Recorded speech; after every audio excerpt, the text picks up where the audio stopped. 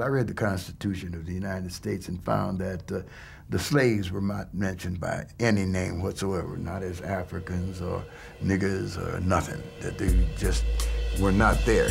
Hi, I'm Shivani. You're watching Reelblack TV. Today I'm joined by Denver-based filmmaker extraordinaire Donnie Betts. Welcome, Donnie. Thank you, Shivani. It's glad to be here with you. Tell us a little bit about your project, Music is My Life, Politics My Mistress, the story of Oscar Brown Jr. Well, I'll be happy to. It's a project that I've been involved with now for going on 7 years. We started this film about 5.5 years ago with Oscar Brown Jr. before he passed. He passed in May of 2005. But the film itself is a feature-length documentary on his life. But it's not, we think, your typical biopic, if you will. It's a film that has a lot of different elements in it. It has animation, it has dance, it has spoken word, it has politics, of course, his music, because he covered all those things in his life. So we wanted to make a real reflection of his life and his artistry. Get 'em in, get 'em in. That sun is hot and plenty bright. Let's get down to business, get home tonight. Get 'em in, get 'em in. Auctioning slaves is a real high art. Bring that young gal, Ross, she's good for a start. Get 'em in, get 'em in. Many years ago, he came to Denver with his wife, Jean Pace, and did a workshop, a theatrical workshop, which I was honored to attend. The workshop was great, but what he said at the end of the workshop is what really stuck with me. He says an artist has a social responsibility to the community to not only entertain, but to educate. And I said, that's the kind of artist I want to be.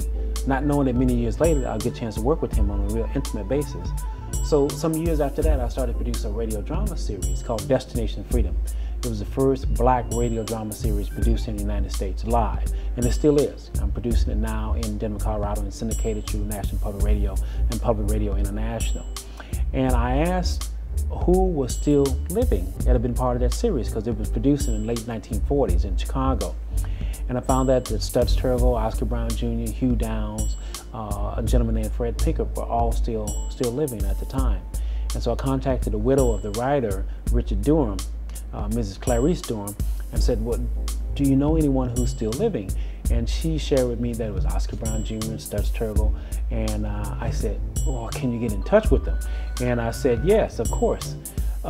She said, yes, of course. And Oscar lives right down the street from me. And so she shared his phone number with me. I called him up. He came to Denver to do a radio show. And I asked him, I said, Oscar, I'd like to find out more about your life and your music, that sort of thing. Is there a book or there a film or anything like that? He said, no, nothing. I said, well, you know, I'm a filmmaker too. I'd really love to do your story. He said, yeah, do it. Almost like a challenge, you know? And so what I come to find out years later is that 2 or 3 other filmmakers had started to work on it, but nothing had ever been completed.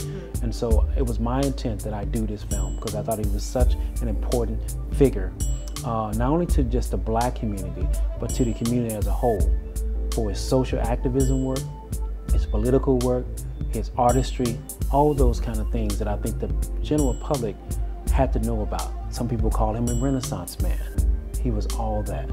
Some people say that he bridged the gap between today's hip hop and from yesterday's old school. From people like the Last Pours and Sonia Sanchez and Mary Baraka. Oscar was that bridge, they say. They called him the real godfather of rap, if you will. As this grave topic one approaches, the care and feeding of cockroaches, by this fact one is quickly struck, seeing roaches run amok. Call it destiny or luck. Roaches sure do love to fuck. Oscar had a really large fan base, but now this film can introduce him to a whole new audience, which is what I'm very happy about. There's no creature in existence multiplies with such persistence. That's what's getting me all irate. Roaches' nerves too fucking great. They get hungry, will they wait? Hell no, they'll invade your plate. From me, roaches get no quarter. They survive fire, wind, and water. Oldest critters on this planet act as if they always ran it. Take your goddamn bed for granted. Some say cool, but I can't stand it. No roaches. What has been the most lasting imprint or impression that Oscar Brown Jr. has left you with? Do something. I would say that he made that impression on me. Be about something.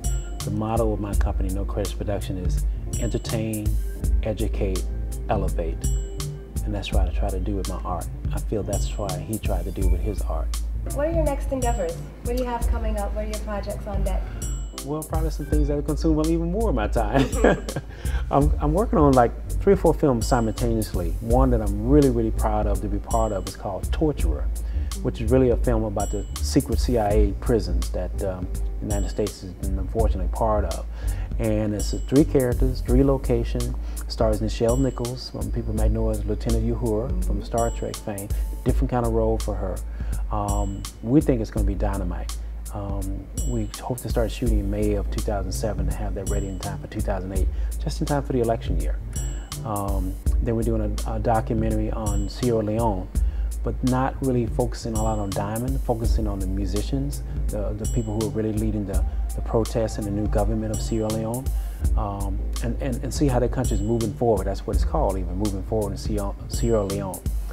One of the other projects is I always wanted to do a film about black jockeys, and so I'm now working with a group out of Nashville, Tennessee on a project called Too Black, Too Fast, America's First Athlete, the story of the black jockey. And I think lastly I'm doing a documentary on the great Dick Gregory, one of those other Chicago intellects who's a comedian, nutritionist, activist as well. So quite a few things on the plate. Hopefully I can get them all done. It all depends on financing. But I'm not going to wait on the financing. You got to push the projects forward too. I understand the film has been screened on PBS. Yes. The DVD is now available. Where can we get that?